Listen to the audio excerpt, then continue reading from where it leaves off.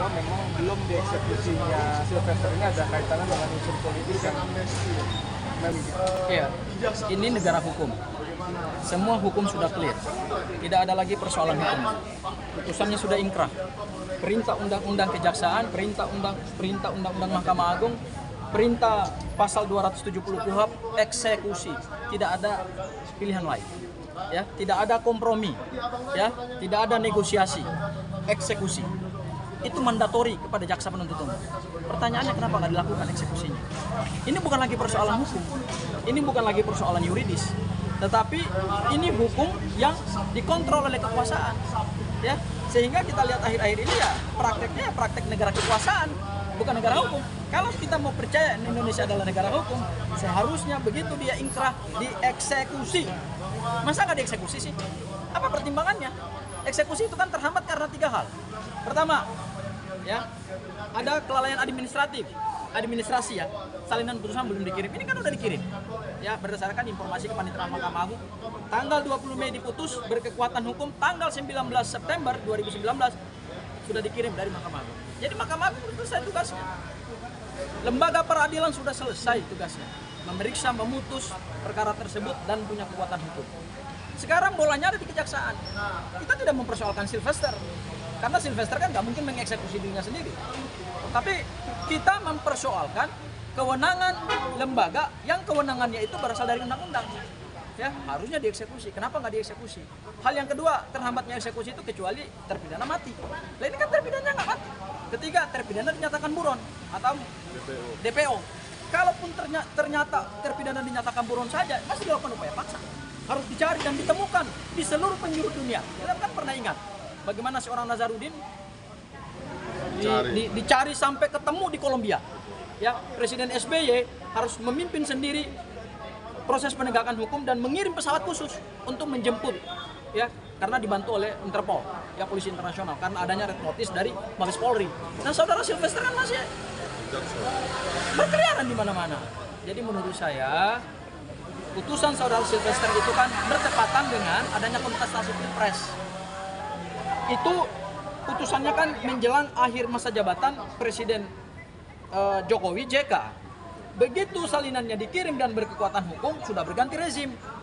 Jokowi Ma'ruf Amin. Ya, dan selama Presiden Jokowi berkuasa sebelum turun 2024, kan putusan itu nggak pernah diapa-apain. Bisa saja putusan itu nyampe ke pihak kejaksaan, tapi ditaruh di laci meja.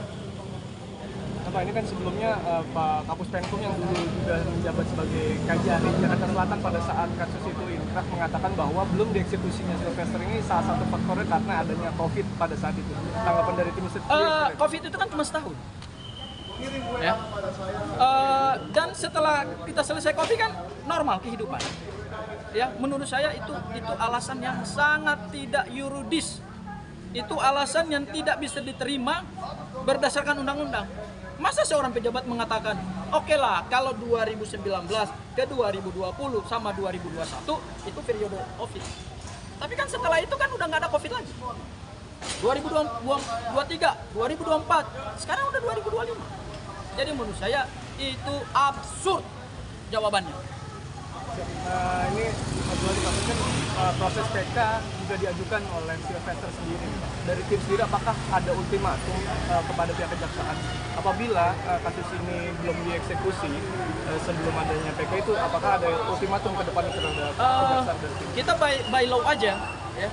Pasal 66 ayat 2 Undang-Undang Mahkamah Agung dan pasal 270 KUHP dan pasal 30 Undang-Undang Kejaksaan itu dengan jelas mengatakan, ya, terhadap putusan yang sudah inkrah harus dieksekusi.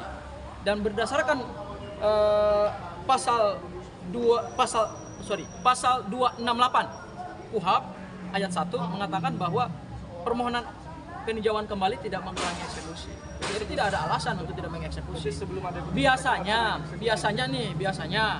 seorang terpidana itu ketika sudah inkrah putusannya dieksekusi dulu, baru kemudian mengajukan upaya PK dari dalam lapas atau dari luar berkeliaran. Bukan dari luar seperti ini.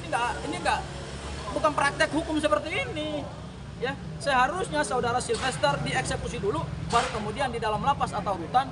Kalau dia mau mengajukan upaya hukum PK, ya silakan. Itu hal yang pertama. Hal yang kedua, kita mendengarkan dia mengatakan ada novum. novumnya adalah perdamaian dengan Pak JK. Ingat loh, perdamaian yang dimaksud sebagai alat bukti yang sah itu adalah perdamaian yang dibuat dalam akta otentik. Bukan akta perdamaian, akta Vandadi. Dan harusnya ditempuh restoratif justice. Karena restoratif justice itu hanya bisa dilakukan pada 2 tahap. Tahap pertama adalah tahap penyidikan dan tahap kedua adalah tahap penuntutan. Pada tahap penyidikan itu nanti adalah restoratif menghentikan proses penyidikan. Kemudian pada tahap penuntutan, restoratif menghentikan tahap penuntutan. Lah ini kan putusannya udah inkrah. Perdamaian apa lagi yang mau dilakukan? Jadi menurut saya itu tidak tepat. Oke, bagus.